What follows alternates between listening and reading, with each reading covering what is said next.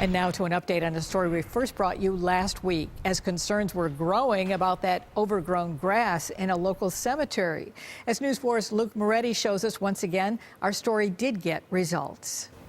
Yeah, Jackie, when we showed the high grass last week, Cheektowaga Town Council member Charlie Markell decided to do something about it just in time for Memorial Day. Today, Mount Hope Cemetery in Cheektowaga looks well manicured, but last week, this is what it looked like. How bad was it? It was deplorable. I mean, you had tree branches down. Town Council member Charlie Markell says the grass was 4 feet high in some places. So he decided to mow half of the 2-acre property himself. The town paid a contractor to do the rest. I came in and did what I did. I saved the taxpayers about $7,000. How would you like to, you got your loved ones in a cemetery, nobody maintains it. And, you know, if you look around, you still get some flowers that people are still coming to the cemetery.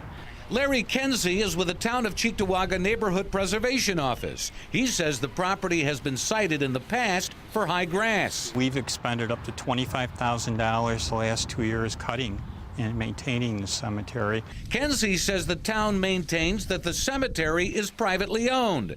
According to Erie County real property tax records, the owner is listed as Mount Hope Cemetery in care of David Rappin of West Seneca. Kenzie says the town has been in communication with the owner's attorney. They're going to abandon their interests in the cemetery. Eventually, it'll go back to the county, and it's probably going to sit in limbo because really nobody's going to bid on the cemetery. Erie County real property records show that there's a balance due of about $5,500 in taxes, fees, and interest.